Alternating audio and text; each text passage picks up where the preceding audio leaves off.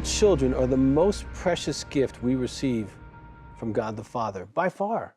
When you think about all the things you've been given, your children are always at the top of your list. Yet today's children are swimming in the murkiest, most immoral, most violent, most hateful society that as Westerners we have ever experienced. It's crazy. All the social media, all the temptations, all the crazy things that are being promoted out there against our children to corrupt them, to hurt them.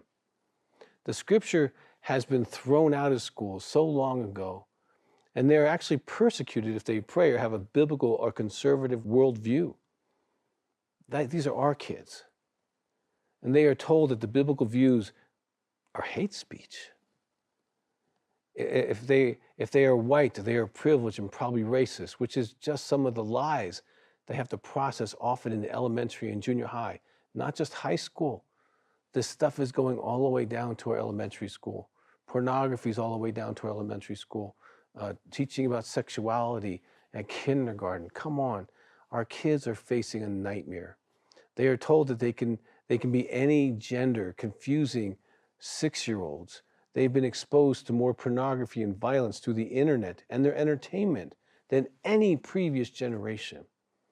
They can disappear and get lost on their cell phones, and they can be bullied even in the other world, the social media world, and it can impact them significantly. They have pressure to get more likes, to have more hits, to have more views, to have a perfect life. And all of this is in our culture. Even in our Christian culture, it doesn't take time to really train them to actually feel feelings. So how can they process all these bizarre things that they're being exposed to on a daily basis? What happens when our children are exposed to all this insanity and they don't have the emotional skill to handle this? They're not designed for these kind of things. These are the things politicians should be arguing about, not kindergartners. Depression is higher than ever among our children. Suicide, suicidal thoughts, even attempts have increased significantly. Let's talk about addictions. It's not just alcohol and drugs, but porn, the technology, social media addictions. Our schools in the secular world, even through college, are about indoctrination, not free speech. Through jamming this learning down their throats to tell them what they should actually think and feel instead of giving them the tools to think and feel. Now, we've seen a huge increase in teen violence, which is definitely due to teens who can't manage their feelings. They're out of control, they're raging, they're using guns, they're killing people. They're gang beating people up, old people, women, pregnant women. They don't have safe people that they can feel and process their feelings with. So they stuff it and stuff it and stuff it until they either blow up or blow out, because there are so many emotionally constipated adolescents. It's an epidemic, and they haven't learned how to process all these powerful emotions that the hormones are kicking up. Now, as we move through today, I'm going to give you solutions. Whether you're a parent or a grandparent, you can be a solution for your children who desperately need and want to be healthy, mature, and fit, not just spiritually, not just physically, which is important to a lot of them, but also emotionally. An emotionally fit child is way easier to parent than a child that's not. Now, let me talk to you as a parent. I understand. Like you, I went to school, even college, even graduate school, even got my doctorate. And wow, that's a lot of school. But my degrees were in Bible and in counseling. And even in those extra 10 years of school, nobody taught me about feelings. Nobody.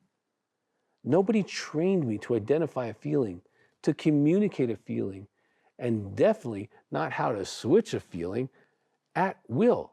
I can literally switch a feeling at will, and you can learn that too in the Emotional Fitness book.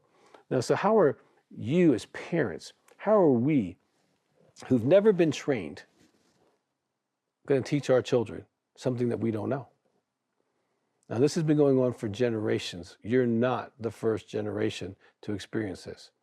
Emotional fitness is like physical, social, financial fitness. It can be taught. And once it's taught, well, they can decide what they want to do with it. But it's like if you grow up with a poverty mentality and you don't train yourself differently, you will most likely be poor. If you grew up in a household with awful eating habits, they eat anything, no exercising, and they just sat around and watched TV. If you don't train yourself differently, your chances of poor physical health are also very high.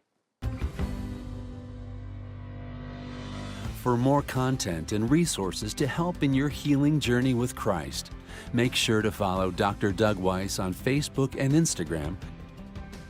If you'd like to share full episodes of this show with friends and family, subscribe to Healing Time Ministries on YouTube, and feel free to leave us a comment on any of Dr. Doug's social media platforms. Our team would love to hear your feedback and learn how Healing Time is impacting your life, your church, and your ministry.